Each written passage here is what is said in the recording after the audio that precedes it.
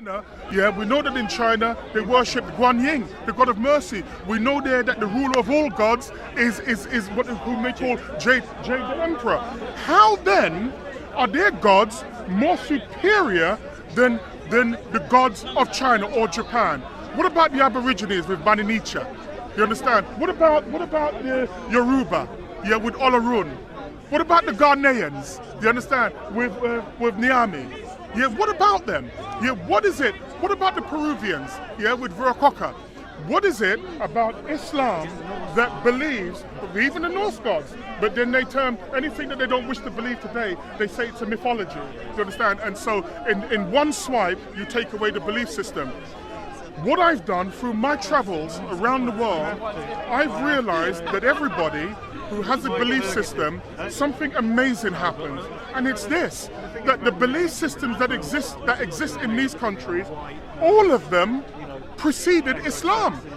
Every single one of them, every single one of these belief systems. But because you have a political religion, because that's what Islam is, it's a political religion. This is the reason why you can go down to Hyde Park and you can go in the casinos and you can see the fat sheikhs and stuff with their underage girls and their wild excess. They understand that Islam is a political aspect. For me, if a man wants to be Islamic, I don't have any problem with that.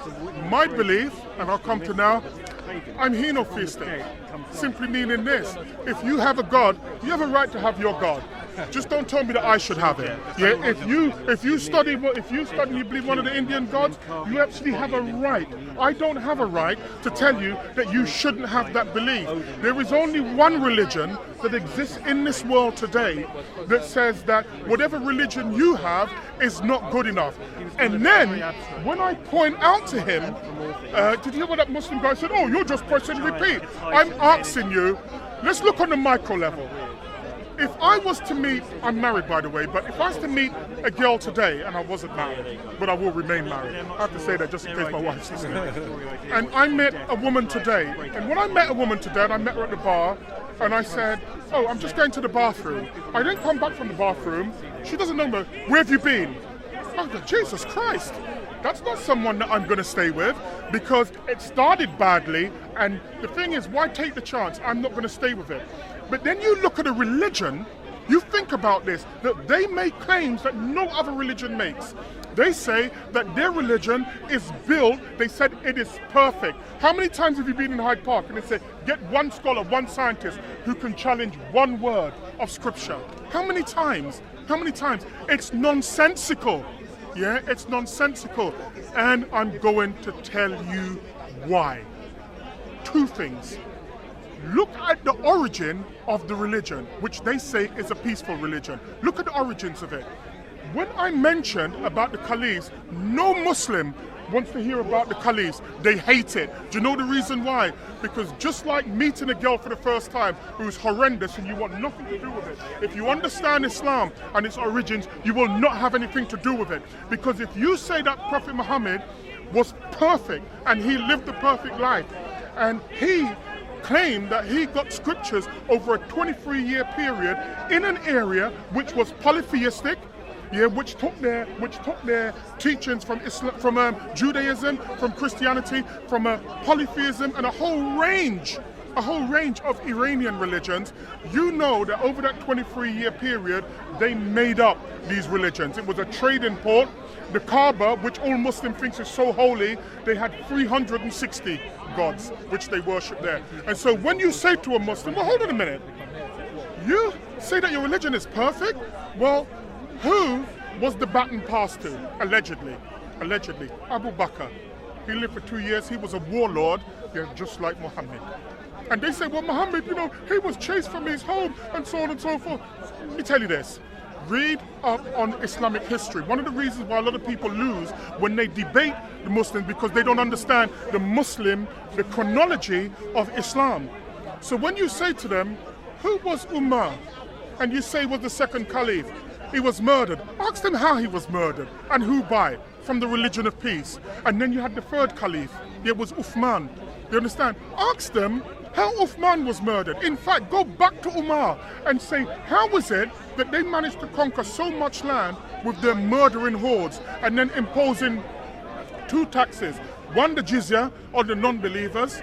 You understand? The other one is, I think it's Karaj, I can't pronounce it properly. But what people did, because they realized that if they converted to Islam, they wouldn't pay the tax. People are like, bollocks for that, I'm gonna convert to Islam. This is not an argument. I've sat down with their best imams, and they've not been able to contradict what I've said. This was Umar who brought this in. What was Umar's punishment? He was murdered. I'm not going to tell you who by. Look it up for yourself. Who was the third caliph of Islam? There were 5 major ones, and after 5 they thought, we're not going to go ahead with this any longer. They then brought in Uthman, you understand, more murderous than Umar. How did he meet his end? You understand how? He was murdered. Then they brought in Ali. Ali believed that he should have been the first caliph. And if you read the final sermon, by Muhammad, sallallahu alaihi wasallam, you read that and it is clear that it should have been Ali. You understand? You say that amongst Muslims, that's shirk, that's disbelief. Ali, amongst these murderers is prostrate, is the fourth caliph. The fourth caliph. He is prostrate. The followers of Islam murdered him whilst he was in prayer. You understand? And then they brought in Mutawahid, who was the 5th caliph. I'm asking you, remember what I said, if you meet a girl and she's a bit dodgy, and why would I stay with you? You have a religion that was started in ignorance, bloodshed, and murder. And today you want to bring that to 2016 and give me the new unbridled, varnished version of that religion for me to believe? No way. I'm henotheistic. Believe what you want to believe. I don't believe it. Islam has no solid foundation. Pardon? It has no solid foundation. Listen, let me just say to you, if you look, trust me, leave religion for a moment and look at politics. And look at the politics of Arabia at that time.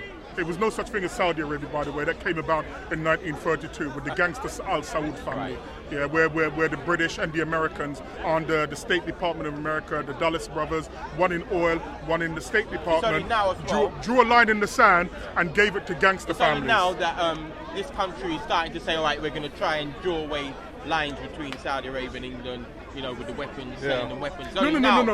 They start talking more in the media, I'm on about. More to radio. Well, that's because of 9/11. There is no media. There is no media. There are only 6 corporations in this world, that own over 7,500 corporations. They get their messages centrally, and then they disseminate those messages. You understand?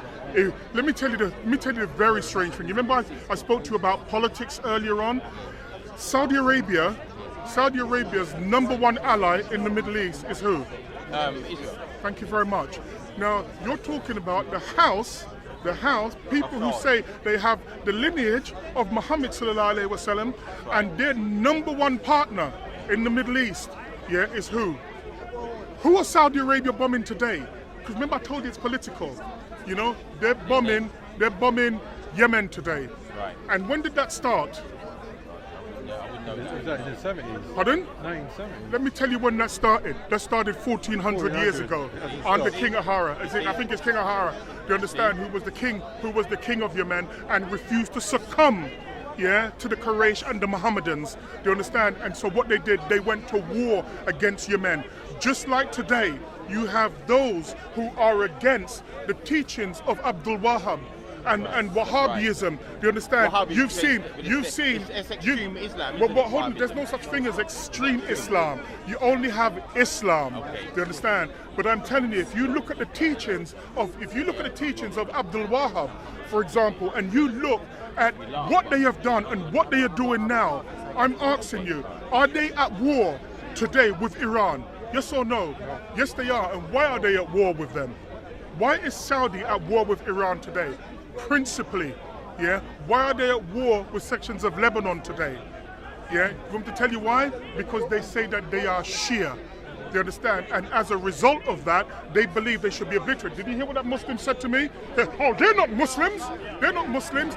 if you went and had a conversation with him, I guarantee you he doesn't know the second thing about Islam. What they've become sounding boards. So I've heard that from my imam, and so it must be correct. Do you remember 3-4 weeks ago when I spoke to that Muslim guy? Yes. And he told me He's over there, actually, he thought he was speaking to an idiot. And when I said to him, what do you remember what I said? He said, brother, you don't know what you're talking about. Oh, the black guy, yeah. And he said to me, well, I'm going to go and find out and come back in 3 weeks. I said, brother, you're an idiot. Yeah, you've come down here proselytizing. You're telling me what this belief system is. You've spoken something that I've told you is a lie. You understand? And he couldn't. And what did he do? I'll come back in 3 weeks. You understand? But if you look at the cultural appropriation of him, he has the beard, he has the headscarf on, he loves ISIS. I'm telling you now, if I was British intelligence, I'd be watching him. You understand? I'm telling you that. Who were his complexion in Libya, he had never heard of it. I said, you've never heard of the Tuareg? I said, in Libya, they cleaned out cities of black men who looked just like you. And what did they do? Didn't believe me, I had to post it online.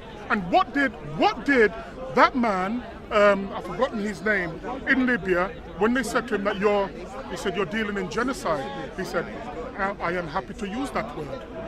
That's what he said. I'm happy to use that word. And so this man became Muslim, yeah, and at the same time jettisoned his nature as a black man. Do you understand? And then here's the bait and switch. When you speak to most Muslims now, if you mention anything that black people went through, they say, well, you know, Prophet Muhammad said that there's no difference between Listen, keep that. Yeah, it's an absolute lie. If they're going to say that, do you know what I will quote? I will quote the 1976 Race Relations Act. You understand? That was brought in under Labour. You understand? Because they brought that act in order to civilize white people and told them to treat black people halfway decent. The fact that they have that law does not mean that we've been treated well. And the fact that they say that Prophet Muhammad said that there is no difference between the colors doesn't mean that Muslims, so-called light-skinned Muslims, treat you well. Because the evidence, both anecdotal and empirical, is that they treat us like fourth-class citizens. You can see it here when you have a dark-skinned man like myself, or if you look at Sarah, or is it Gary, or one of them. Anytime you watch YouTube, anytime you hear these guys speak, and you look at the baying pack around them, and it's almost like, how dare this nigger? How dare? Where we come from, people who are our complexion are silent. Do you understand? Because they're happy to have us in that position. They want us to have their names, their language, their culture, their interpretation of religion. They want to have the cultural appropriation. Do you understand? So we become like them. So but you stand up. If you stand up and you say, well, I don't believe what you believe, and I can tell you that your belief is rooted in superstition. Yeah. If you understand that if you deal with these people and you come out with a concept which is not their concept, a belief which is not rooted in their belief, an understanding which is not rooted in their understanding and a wisdom that they haven't given you, all of a sudden you're a troublemaker and you're talking shit and we don't want to listen to you. I don't believe what they believe, and I tell you this, most of them don't really believe what they believe. Their belief, mostly is geostrategic. Do you understand? And that's the reason why if you put them in Colombia, do you understand, they would be Catholics. Right. Well done, brother. There you have it. Very good.